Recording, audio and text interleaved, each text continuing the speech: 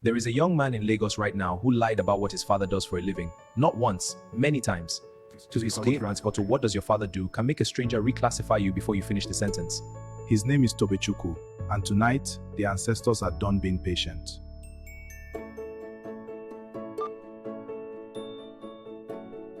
Tobe grew up in Surulere, third floor of a face me, I face you, the kind of building where you know your neighbor's argument before it begins, where the generator comes on every evening and everyone exhales at the same time. His father, Mr. Emmanuel Okafor, drove a Danfo bus for 22 years, yellow and girl photo number 6, without missing a day that wasn't a funeral.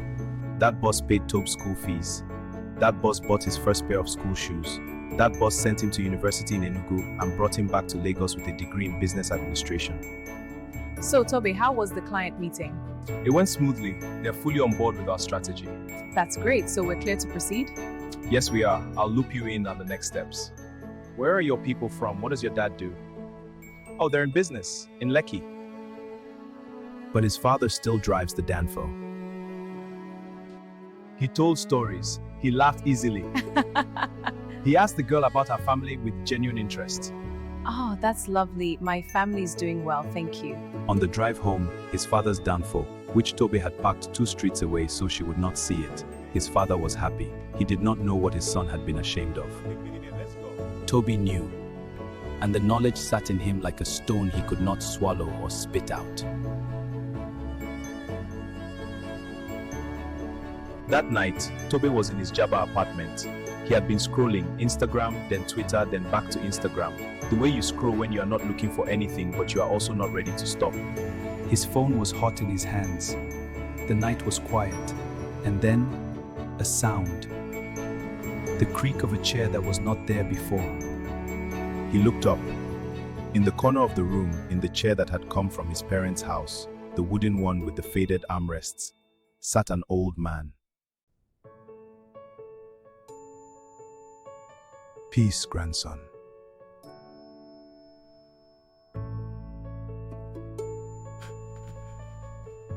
Who? Toby's voice came out without volume.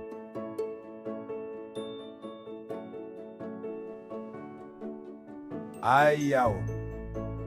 I'm from Voho. I from ya no batu. I the child who benefits from it most. Ichie Okafor said, I farmed yam in Oguta when this country had no name. Tobe said nothing. He had the look of a man whose throat has closed.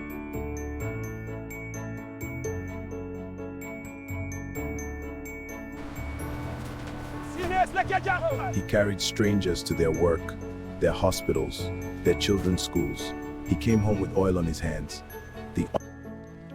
And you, who ate because of those hands, you hid them.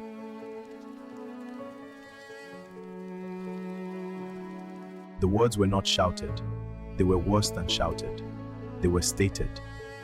The way you state something that does not require emphasis because the truth of it is sufficient.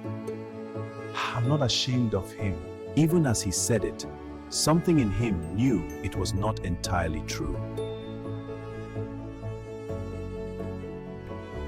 What is the girl's name?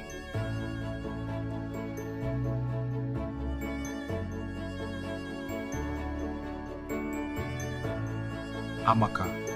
Does Amaka know your father drives a Danfo?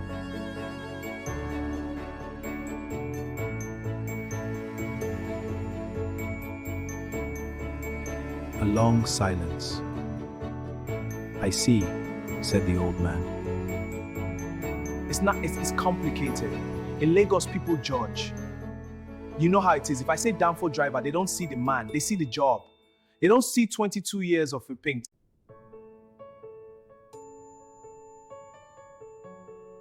Of what? Of sacrifice, of showing what happened. He never missed. He never complained. Not once. Not in front of me. And yet you could not put him in front of Amaka as he actually is. The silence between them was the specific silence of a man being shown, very gently, the exact shape of his failing. Do you know what your father prays for? Toby shook his head. He prays that you will not struggle the way he struggled. He prays that your children will not know the inside of a Danfo. He prays that the sacrifice, his and his father, will stand easier. Tobe Chuku. He does not pray to be acknowledged. He does not pray for gratitude. He prays for your ease every morning as the thing he wants most in the world, not for himself, but for you. Tobe's eyes were full.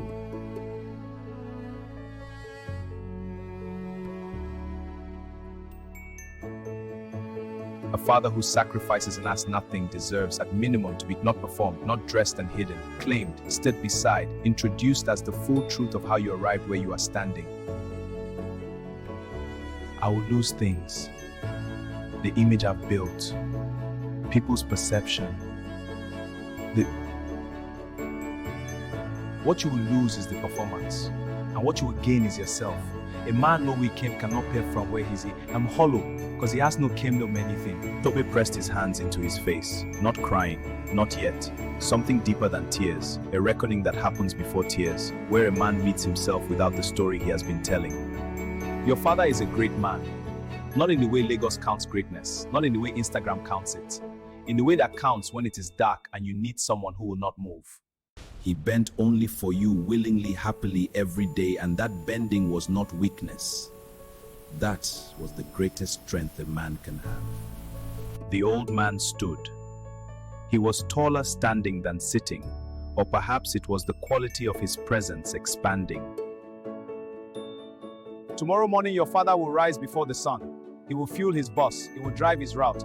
And if you go to Surulere, not in your good shirt, but in your ordinary self, he will make room for you beside him on that seat. He will not ask where you have been or why it took you this long. He will simply make room, because that is what your father does. He makes room. And Amaka.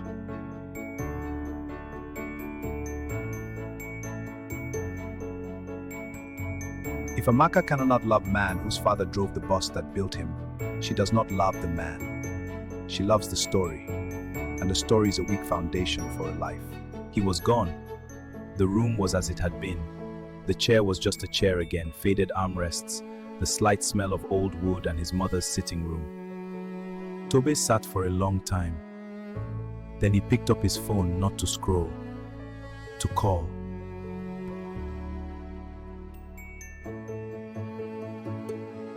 His father picked up on the second ring the way he always did, immediately, as if he had been waiting. Daddy, I am coming to Surulere in the morning. Can I ride with you on the bus? I want to ride the route with you. Tobe, come. There is space. Yes, my son, thank you. There is always space when the right person is making room.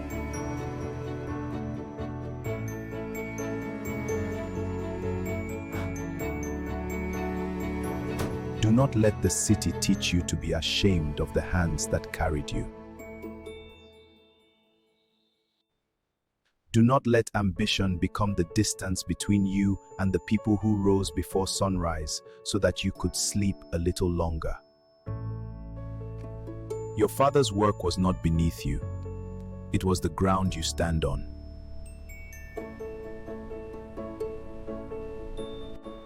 Every degree, every clean shirt, every office, every dream you chase was purchased with hands you have been hiding. Claim those hands, stand beside them. Let the world see where you came from, and let that be enough, because it is more than enough. This is our life. The bus that built you is still running, and the man driving it deserves to look in his mirror and see his child riding beside him, simply present. There, real, his.